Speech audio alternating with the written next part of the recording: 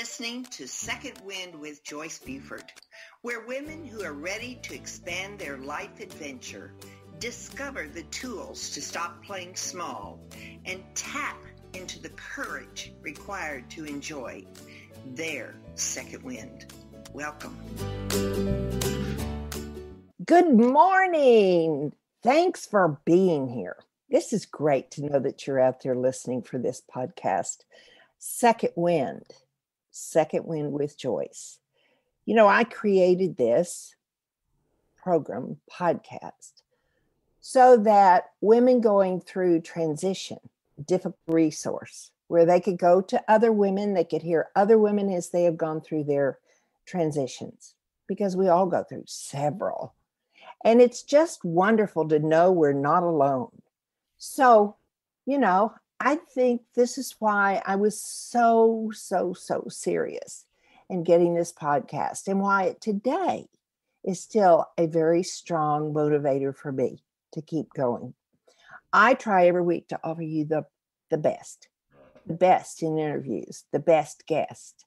And so I don't want to spend any more time on this, but I want you to know I'm so happy you're here. And I hope that you'll go to the Facebook page and you'll look at my site and just take in some of the transition that's happened even with me. So you'll know you're not alone and we are here for you. Now, let me tell you about my awesome guest today. We have known each other for a long time, haven't we, Judy? Yes, we have. We have. We have actually gone through some trainings together and had some wonderful growth times. I've experienced Judy's talents, and so I'm excited to share them with you today. Now, Judy Jewett is who we're speaking with today. Judy was raised in Ohio. Skeeto, is that the name of that river? Oh, the Ohio and the Scioto. Indian name it must be. Yeah. Yes, Scioto River in Portsmouth, Ohio. Now, she has many memories about when she was 6 years old and she went through the neighborhood selling her mother's eggs. I wanted to know if you asked your mother permission to sell those eggs. Well, my grandparents lived on a farm, and it was my dad who was an entrepreneur that said, I think someone should go on the street, and we've got extra corn on the cob and tomatoes and eggs, you know, from the chickens at grandma and grandpa's, and you should go sell them. And so he got me all excited, and I said, okay. So I took my little red wagon up and down the street. I know. That's got to be so cute. And I bet you sold some just because you were a cute kid telling fruits and vegetables. I had no problems knocking on the door, and I just like, I'm on a mission. Yeah. She graduated with a bachelor's of science at Ohio University. And then shortly after that became a mother of 1, 2, 3, 4 children. And they are how many boys, how many girls? I have 2 of each. 2 of each. That's good. But then in her midlife, Judy, as many of us have done, did a life change, divorced, and began a different path, and still stayed close to the home to support her children and her ex-husband. Now, Judy found on her journey that she has the gifts of a healer, an intuitive teacher, reader, medium, and a holistic background coach, and has helped hundreds of entrepreneurs who have not having the results that they want in their lives to build confidence, reclaim their inner truth, and make more money doing what they love. Thank you for being here today, Judy. It's awesome. Thank you. Yeah, we were in a workshop. We've been in several. And so we've kind of grown hand in hand. And one of the things that we just discussed about today's podcast is some of those things that happen to us, or some of, I'm going to call them some of the physical things that we carry with us, such as learning different disabilities, and how prevalent they are in so many, particularly in the younger year, in my generation, your generation, when school testing really wasn't as used as much as it is now. And so you and I were in the generations that would have a learning difficulty, but it wouldn't get investigated. So what we ended up doing is living with it, thinking we were less than. So I'll give you my example. I'd always had reading issues. I could reread the same paragraph 3 or 4 times, never get it all. And I didn't know until I went to college, first year, I did a reading comprehension test and I failed it. And I went, oh my gosh, that must mean I'm very dumb. And I carried that with me for years. So tell me about some of the learning disabilities that you experienced that sort of changed your world. Yeah, so first thing I want to say is I did become a special ed teacher and I did graduate. But I Uh, graduated from college because I was determined that I had to do more in my life. I was not going to work in a factory. And that wasn't for me. It could be for someone else. I like to talk too much and I couldn't sit yeah, still. So don't put me in a factory. right. So that was the Where were turning you that point. you would work in a factory? Was that still in Ohio? Ohio, I worked in a shoe factory, one of my first Ah, jobs out of high okay, school. okay. And I thought, I can't do this. Um, so then I had to talk my parents into sending me to college. I was number 5 out of 7, first one to go to college. Everyone else had a trade, but I wanted to go to college. So that will lay the groundwork. So it wasn't until I grew up feeling very less than. I remember being in the classroom at some point in elementary school, shutting it off. I could not do the grammar. I couldn't understand how to take a sentence and break it into different speech parts. I thought it was really boring. It Yeah, meant nothing to me. And I right. learned after you do the basic, and I think, and I'm not, I feel that I learned from sight words, because in education you do phonics or you do sight words usually. And I couldn't retain. I couldn't do it after, your basic primary years. And so it was very difficult for me, and comprehension, understanding the whole thing. So yeah, I grew up not feeling like I was smart enough. I Yeah. completely shut down. Teachers thought that I was lazy because Hmm. I could talk and I seemed to be smart, but I really didn't feel smart at all. Yeah. So it took many, many, many, many, many, many years of my life when I realized on my spiritual path Hmm. that we're made the way we need to be made. And I wasn't supposed to be, that wasn't my thing, was to have a high IQ and to be the best at all that. Hmm. That wasn't it. And so I think I lived a lot of challenges and definitely learning comprehension. I had terrible time putting words onto paper. Hmm. Talk about going to college and not being able, I mean, I struggled. I'd Hmm. have to get help writing papers. I honestly, it, like I said, it was very, very difficult. Well, now we've talked it out, and I know you can talk it, and the computer transcribes it. And I mean, it's a totally different world for the child that has what you were struggling with to get their words out. That is true, but when you're a child and you fall, Uh-huh. and I was like in still very young, less than a year old, or about a year old, or a little bit over, Yeah. that my brother accidentally, he didn't do it on purpose. I was in a little walker and my mother had the basement door open, which Oh, was silly. And guess what he did? So he pushed me down and down the steps, and it was cement steps. I turned around and did that to my other brother who was younger. So I wasn't innocent. But I believe that through falls, that we end up the tones, the way our brain operates is not always correct. Mm-hmm. And I was very scattered. Well, hell, Mm-hmm. yes, I was scattered. I was out of my body.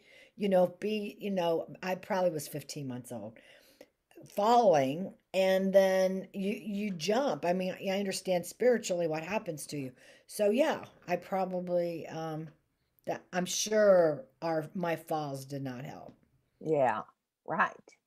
He pushed you down the stairs. Down the basement steps, something fun to do. He was only Or, uh 15 months older than me. oh, oh, he had no Yeah, I mean, he idea. was just a little tiny guy. Yeah, he was. Actually, to be in a walker, I mean, I probably was walking or crawling, and my mom didn't want me to do that because she wanted to go down to the basement to do laundry. She'd been better to have a playpen and throw me in the playpen, or him and I, or something. But she had like five kids really close in age. Wow. Yeah. Yes. So, so how did you relate to your siblings? I mean, in my family, I had a very smart sister. She did everything right, and I seemed to do it a little differently. I did not make the honor roll, but she did. And so I would think that the competition in your family of seven is even more stressful. Well, you basically raise yourself. Ah, And the two older sisters, one is almost 13 years older than me, yeah. and the other one is 7. So they weren't around. But I did have a high school teacher say to me, I, she said to me in the homeroom one time, I probably was causing problems in high school, and she said, "Why couldn't you be like your sisters?" Oh Because no. not, and my oldest brother, three brothers out of four, I believe, had learning challenges too. Uh-huh. And the one brother who didn't became a doctor of chiropractic and functional medicine, Uh-huh. and he could just articulate, and he was really smart. Hmm. So he didn't suffer that way. Not Yeah. that his grades were that great, because we were never encouraged, to do really well and taught how to study and do all that. But it definitely, I really grew up feeling really stupid. Hmm. Oh, the other thing is I couldn't say my R's and my W's, which are very common, in kids anyway that aren't articulating. And four of my brothers and me did have to go to speech. And I didn't Oh, have to go very long, but yeah. they did. So there was some disconnects with us, right? Uh-huh. And none of us obviously were stupid, but I can't believe I'm the only one that didn't feel like. Four of us, not the fifth, one brother didn't have to go.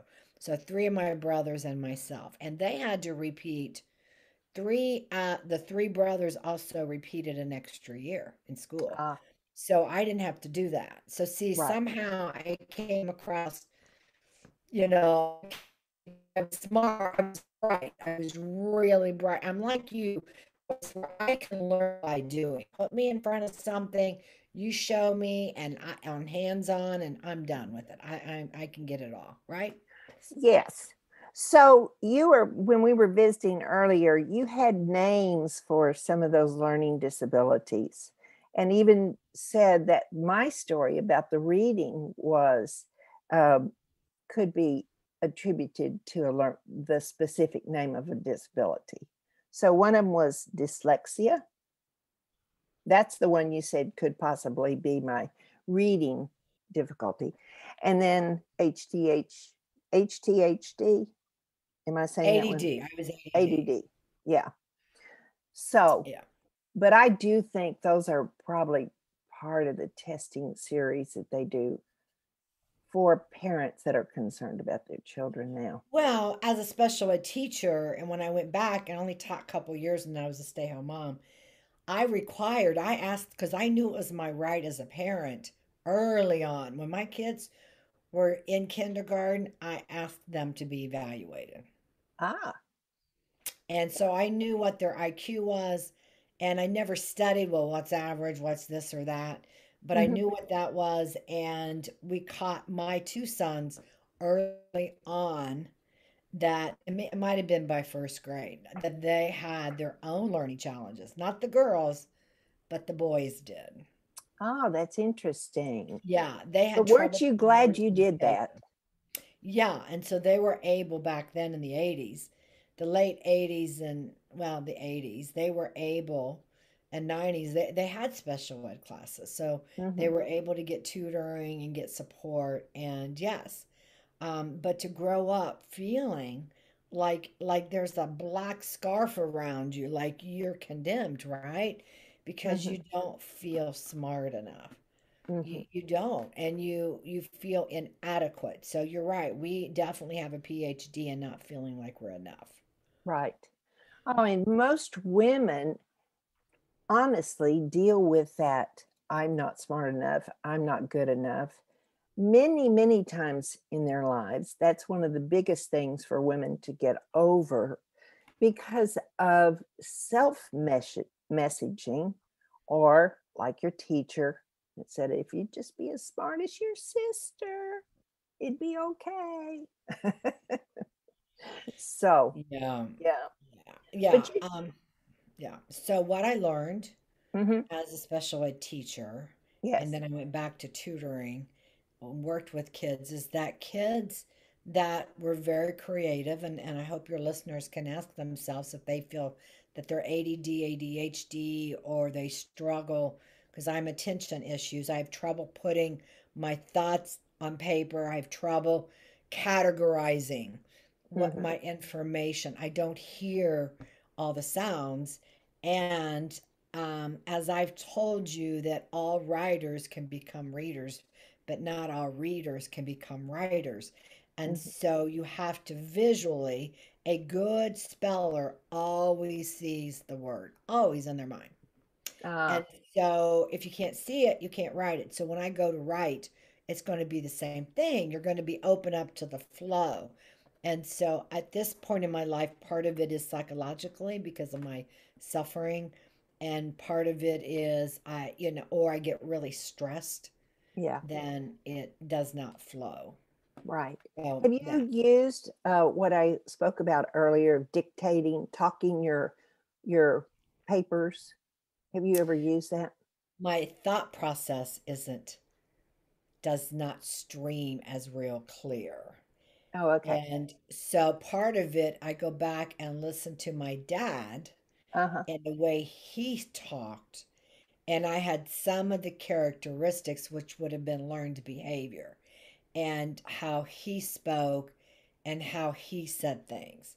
Hmm. And I can't say it was because they lived in the country, but I Hmm. think he had some learning challenges too, and no one knew about it. And then I Right. had food allergies, and all that honestly contributes to your learning Hmm. and all of that. So if I go to dictate, I can do that, but I have to go in and then correct it because Oh, I'll start to say something and I'll say, and then I change it. I put in an yeah. extra word and then I have to change it.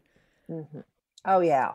It doesn't come out perfect, but it's I Okay, so have you have used the it same. because it helps me get my thoughts together sometimes.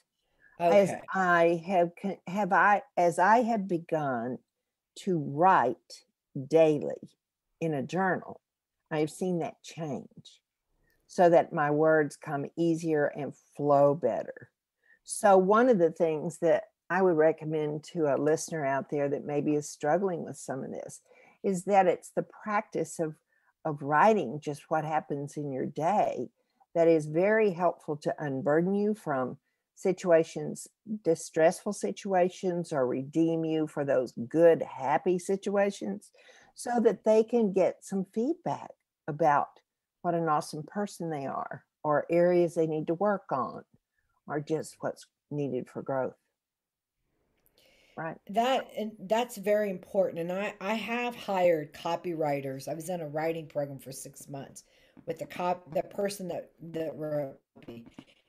And I spent an hour with her writing. Mm-hmm. And sometimes I'd say, just take it over. We're going to get the sales page done, right? And she would do it. But a lot of times she would then have me write, and then she may go in to correct. I also have a friend that's a really gifted writer that to this day, if I need help, I'll send it to her and she uses what I've done. She just made sure that the grammar correction has been done. Ah, yeah, yeah. Yeah. But Yeah. So, yeah, you can grow. yeah, the point I want to share with the listeners is that, you know, even though you have these ups and downs in your valley of learning, it doesn't say that you can't achieve the brightest and biggest things that you want your life to be. So once I got into podcasting, which I dearly love podcasting and interviewing and speaking to people that have just blown away and done great things, I just love that part of my job. And I love speaking. Now, don't give me a book and ask me to do a report because it'll take me forever. But I do want people to realize that an awakening possibly is needed and a realization of who they are. So I know that's your business, lady, isn't it? Uh, yeah. Okay. But let's take it a step further. I agree Okay. 100% with everything you're saying. So when I came to the realization that I wasn't supposed to be a genius, that my gift wasn't to be the smartest in class. My gift was what I do. I'm gifted at helping others. I have the insight. I wasn't born being in the head all the time with intelligence to prove certain things, right? And it's funny because I've had a boyfriend for a long period of time who's a retired medical doctor. So Mhm. talk about, but you know what? Early on, he uses words to this day. It's like, well, I don't know what you're thinking, but you know what? I try to figure it out and I don't really care because that's him, right? It doesn't Right. intimidate me.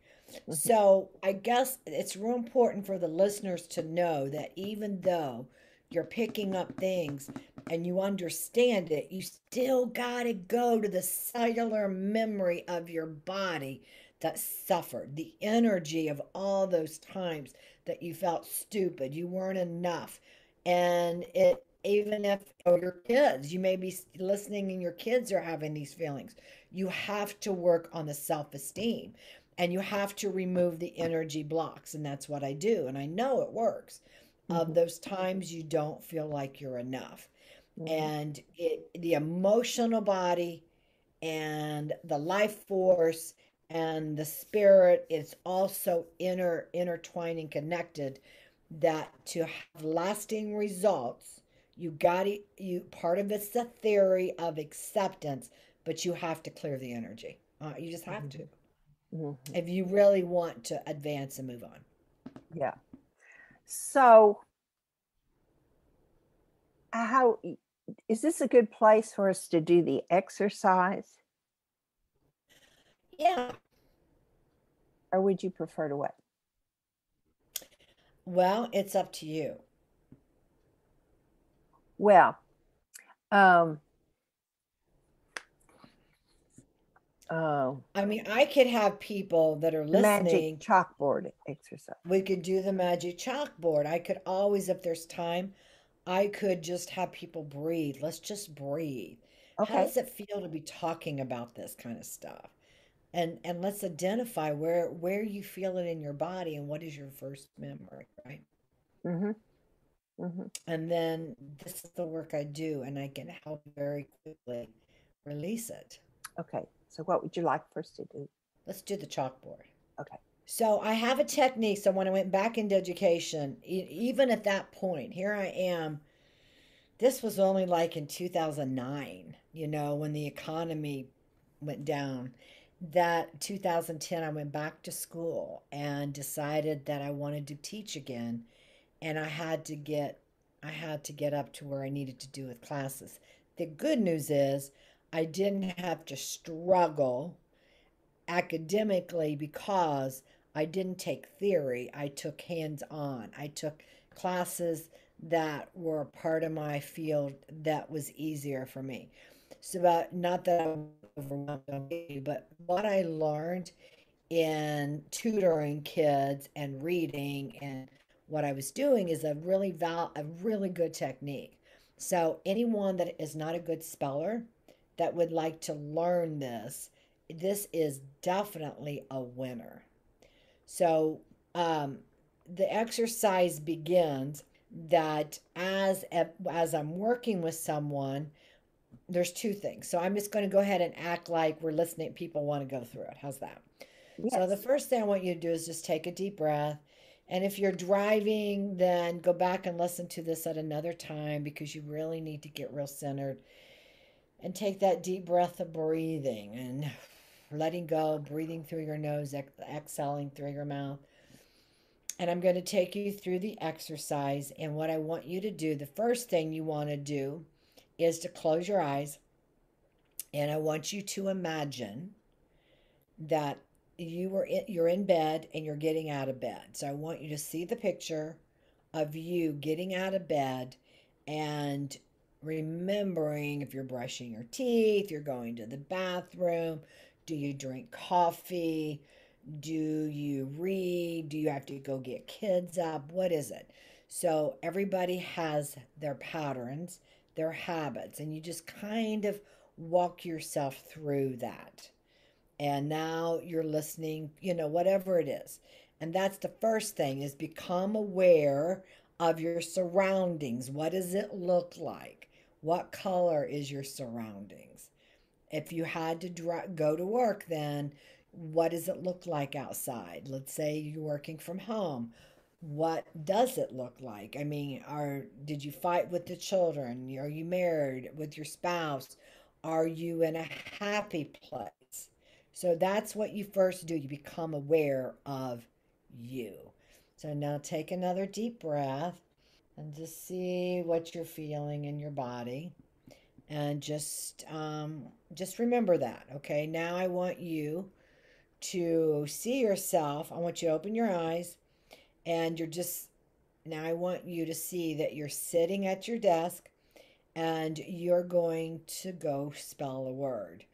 And you know that spelling is difficult for you. So just look at a word, and let's say, well, I don't really know what word, because I we have spell check, right? So it is pretty easy to do it, but sometimes it's very helpful to do this. So as you're sitting there, you've got a word that you want to learn. So just look at a piece of paper, find a word that maybe you have trouble spelling. A lot of words where the I and E are together is difficult. A lot of words to know, does the I become before the E? Is it a silent E at the end, or they're combination vowels or whatever? So you've got that part, but I want you now to get creative. And I want you to imagine now, with your eyes closed again, that you see a chalkboard. And I want you, this is your magic chalkboard. And imagine it coming from your forehead, your mind. I'm not making it green, it's boring. I'm not making it black. I'm not back in school. I'm going to make it a white chalkboard. And it's going to be more of a whiteboard. I mean, that's what you call, right? I'm going to take a marker and I'm going to practice spelling. I'm going to put my name on the board, and I want pink, and I want it to be fuchsia. And I write my name, Judy. I can see it in pink, so I want you to see your name, whatever color you write it.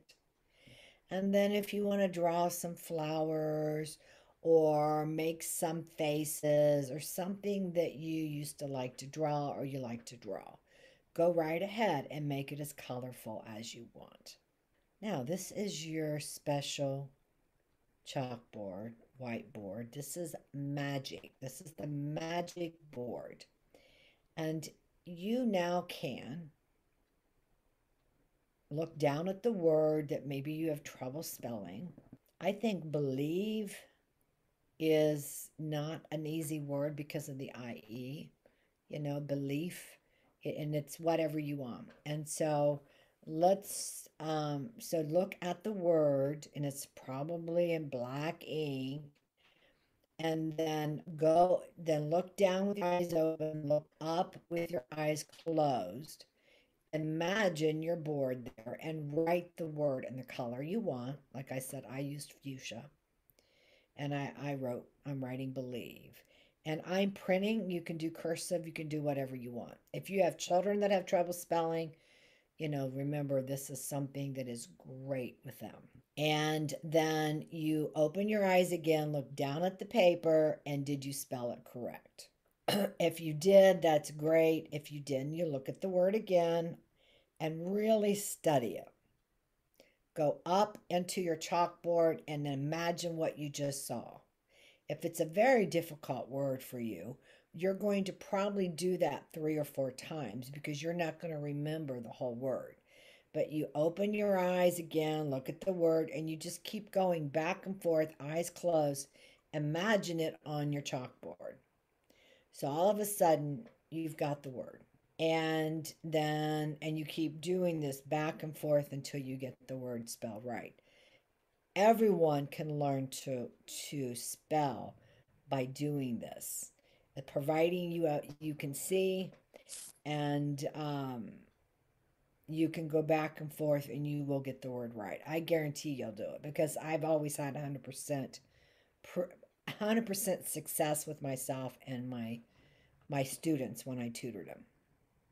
So this really corrects it going forward. So you will always spell it correctly. Because a lot of spellers are creative, right? I mean, a lot of people that can't spell, they're not really great at phonics. They can't hear the sounds. All those longer big words, when you get past elementary, especially 4th grade, 5th grade, then it can become more difficult. And you get into 6th grade and above, and oh my God, it can be a real struggle. Right. Well, I have to say that I believe iPhone should work a little harder on their spelling. It sometimes totally changes the meaning of the sentence when it self-corrects. I don't know if you noticed this, Judy. I certainly have, and I know a lot of the people out there have as well. So you've given us some great suggestions. This will be a great one to use and also to pass on to those ladies that have smaller children. But when you realize that your gifts lay in another area, how did that all happen? Well, I've always been I grew up as a Christian, and which doesn't matter. I just grew up in a church, and I just always believed in God, but I didn't believe in a lot of stuff I was told. And so in the early 90s, I just had a spiritual awakening and realized that we're so much more than the body. Mhm. We're so much more. And so I became religious. I became spiritual instead of religious. And so in that awakening, as I kept growing and learning and going through a divorce, there's always self-growth. There's always things. It was after that point that someone told me that I was a healer. And I went to a psychic. She said, "You're a healer." I thought, "Oh, you mean I need to heal?" Yeah, I need to heal. She says, "No, you're a healer." I said, "Oh, really?" Well, my grandfather on my mom's side was a healer. My oldest sister was a nurse by training, and so she was a healer. And then my brother, I said, that never had struggles, he was a healer, right? So there's all of us healers in a family. And so yeah, I started investigating what did that mean, and found it to be quite sacred to be able to help another human being, right? To heal, to release. So through my own, because of my divorce, and it always boils down to childhood. Everything boils down, I don't care who you are, to your childhood. And so you take on a lot of beliefs, you feel a lot of things are broken of where you're going. And I didn't grow up, as we know, not enough. And I did have challenges. So that was the area. So I decided in the 80s and 70s they peeled onions when you went to counseling. They still might do that in counseling. I don't know because I'm not a What counselor. did you say? They peel onions? They peel an onion. Oh, we're going to get rid of this one memory. We're going to help you with this one little thing. I'm going to help you do this. Like to heal, you got to keep healing to get to the core. And it's like, no, you get my teachings and what I do is you get to the core. We get to what it is that is the beginning of what transpired in your life to take on the feelings and the beliefs that you're not enough. Mm-hmm. You're not supported, you're abandoned, you're not enough. Those are extremely common for Mm-hmm. people, even without learning challenges. They do not feel like they're enough. The smartest people in the world can still feel that they want to be a people pleaser. Mm-hmm. They care what everybody else says, and that's because that somewhere they believe they got the wrong message. They're not enough. Mm-hmm. Yeah, it's quite common. Do you tend to find it more common with women or men? Or is it about the same? It's everybody, and most people. I can't say everybody. Most people. It doesn't matter if you're a woman or a man. The difference is men are not trained to become aware of their feelings. Women, Ah, we're from Venus. We're all about emotions. yes. And that is our natural way to communicate. We're the goddess. We're the energy of feelings. Whether you are aware of them or not, some people shut them off, and that's why they freeze up and they don't grow. That's why they're stuck. Mm-hmm. But it's all there. So yeah, so women usually are more aware of it only because of that, but men absolutely experience it.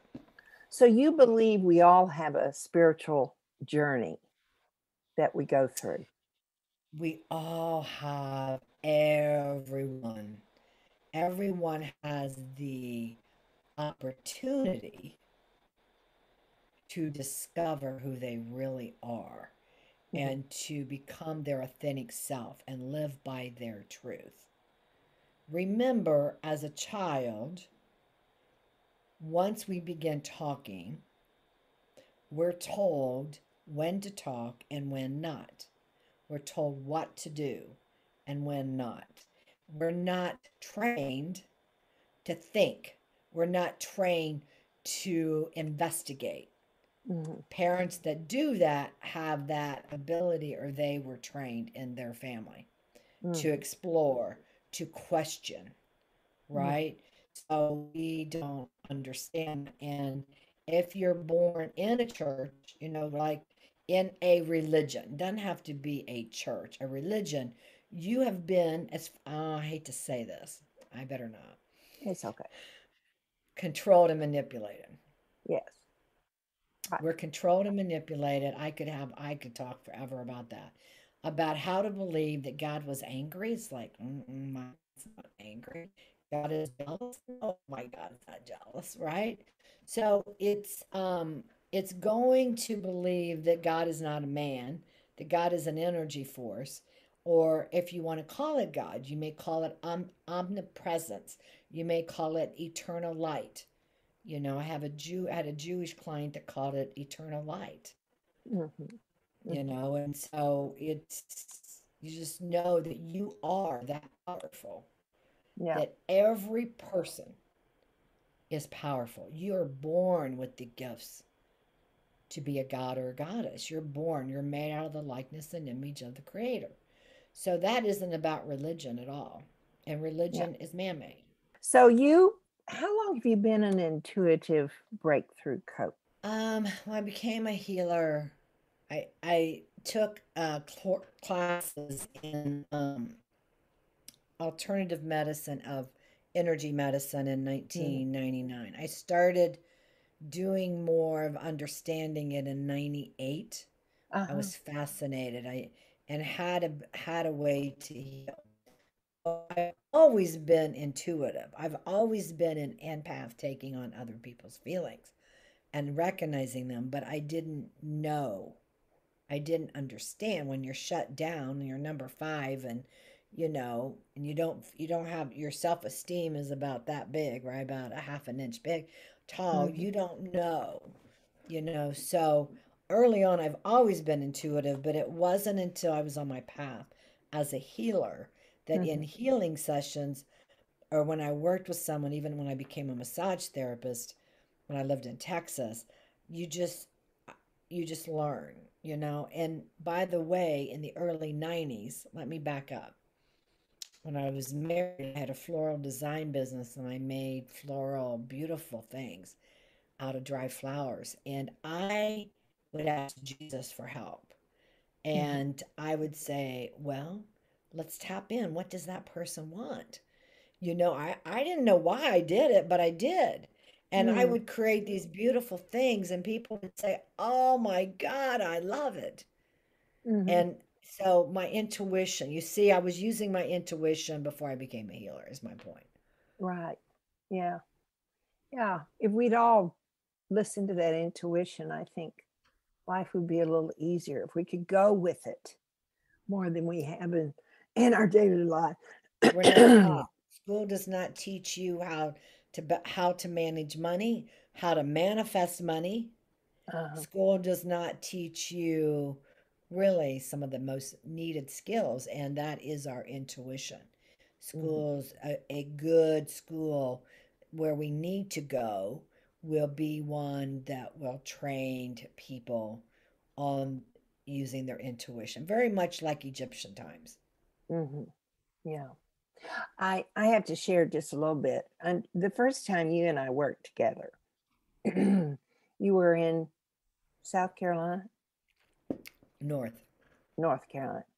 And I don't know if you remember this, I certainly do, that we actually went back and went into past generations to my grandfather.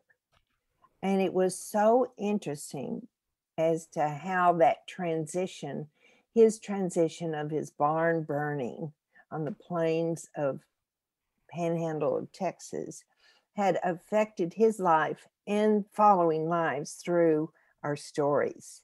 And that's all I'm going to say, because it was just so enlightening that you were able to guide me through all this. I didn't ask to go there. You just kind of took me. It was impressive. I've never Well, forgotten it. you helped, and your ancestors that came, because I do communicate with spirits, people that have transitioned to the other side, and so they came and told me, Mm, and so you helped me piece it together, right? It, mm, it was, I'll never forget working with you, and how extraordinary that was, that someone could be devastated in their life, and it took on energy presence to the next generations, mm. and that's why we all need to heal, because we're healing generational trauma. Yeah, good point, and Judy. and once you healed, then you help the energy Uh huh. in your ancestral tribe, and any energy currently and any energy after you. Yeah, So it honestly works. It changes lives. yeah. So today you're a very busy, in demand coach with with your clients, and I know you're a very happy person because you are in your uh, field of choice. Let's say for sure. So, I really do thank you. You do have a gift that you're offering somebody on your website, a free gift that they can go to and take this test. So, you want to talk a little bit about that? Yeah, it's a quiz, and A it's an quiz. energy quiz that helps you to understand the beliefs that you know you have, but you don't understand the undercurrent reason you have the results that you have. Hmm. And so it's really great to take the energy quiz, and then I'm offering you a complimentary session, a strategy session where we'll talk and I'll dive deep in as an intuitive. I'll look at what's written there, but I'll intuitively match it by talking to you and letting you know what I'm picking up. And the reason you want to do this is because we're all about bettering ourselves. We're all about upgrading. We're all about having more love and light. And so to do that, you want to know, you want to know what areas do you still have some improvement on. And I can Yeah. quickly tell you the reason and what needs to be done. I will share with you all of that. Yeah. That's wonderful. Um, well, we're approaching the end of our hour, Judy. So I thank you so much. Was there anything else we had planned to visit with the listeners with? No, the only other thing I would do is talk about when I first began before the chalkboard. I wanted people to become aware of their surroundings and how they feel.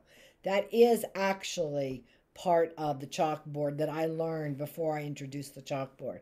But it really is the work I do, right? Is to become aware of your feelings, your environment, so you can, so you're jammed up and you need to release some stuff. That would be the only thing else I would talk about. But I Hmm. just did. Yes.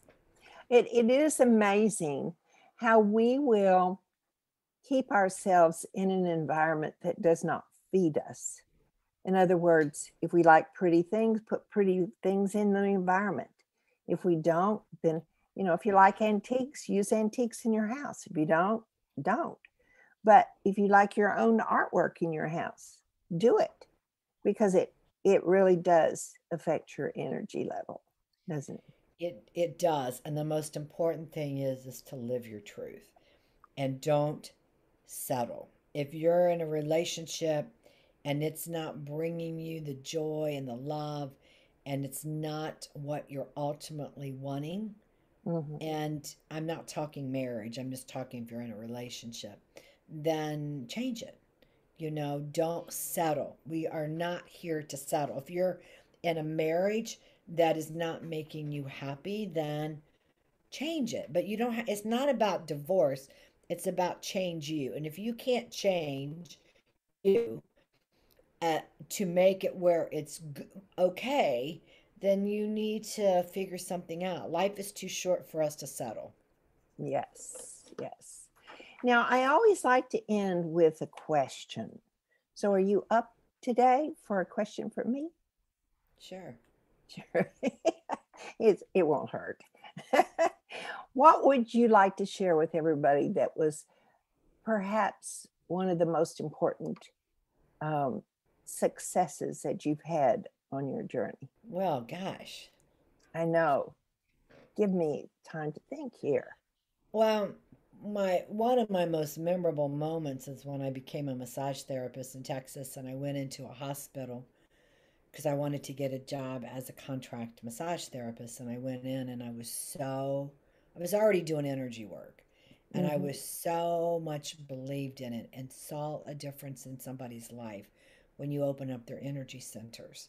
Hmm. And so the director said to me, I was so excited about it and went on and with enthusiasm. And she said, well, how would you like, we have a patient that is been really depressed and been in the hospital a long time and needs to come home, and they kind of went the other way, we can't, Hmm. she's kind of depressed. And she said, we don't normally do this. We usually have you come in and massage one of the employees. But I impressed her so much that she said yes for me to go massage this patient. And Hmm. so I just have to tell you why it was so remarkable. Is I walked into a room with a woman who was 50 years old that looked 70. She had Hmm. pancreatic problems. She'd been in the hospital 6 months. Oh, And I don't know about having pancreatic problems, if that mattered, but her being in the hospital 6 months would do it, right? Dehydrated, your skin is so dry. And I allowed God to talk through me. And I knew that I felt like she could only have a massage like a baby. I mean, like I didn't want to touch her hardly heart at all. But it was my words. It was doing what I normally would do and do the energy work I did and what I said. And I took her on a visualization and connected her to her soul, I guess. And it was one of those life-changing experiences for me as a healer to be able to do that. How honored I was. And a week later, I was called back in to massage her again because she was going home. Ah, So awesome. this was a woman, yeah, that was not wanting out of bed, not wanting anything. And she was getting dressed, she had a smile on her face, and she was ready for the next stage of her life. Oh, that's beautiful. And it was, Mm, I'll never forget. I mean, yeah, literally, it can still bring tears to me in my eyes. I mean, yeah, literally. yeah. Well, I must say that it's been a pleasure and fun for me to have you on Second Wind. Um, and I look forward to the next time we visit. So thank you so very much for giving of your time today to uh, share the great work that you do. So Thank you very much. You're very special. And you have such a gift doing what you do. Thank you. thank you. Now, listeners, you know, I want you to know that there are many people that have some of the same doubts that you may be going through. You're not good enough for this, you question you're smart enough, you don't understand about where you're going. And I would ask you to be sure that you share this program because of its importance to that person that is looking for answers. And possibly Judy could be an answer for them. So anyway, I hope that you will do as I always do. I always encourage you to share this so that those people can get a step, get a direction, have some peace, and move forward. And perhaps you are that person. So, as always, I thank you so much for being with us today. I look forward to our next time together. And should you want anything special, just send it to JoyceBufordEmpowers.com and ask for whatever you'd like for the show to spend more time on. So anyway, thank you for being here. It is always my pleasure to offer you great interviews like today. Thank you for being here. Bye. Joyce Buford returns next week at the same time for another edition of Second Wind. Through the Joyce Buford Empowerment System, women are receiving the support they need through their transitions and are able to reclaim their true purpose with confidence. They receive the tools they need to map out new lives. You can find out more about her coaching services at JoyceBufordEmpowers.com.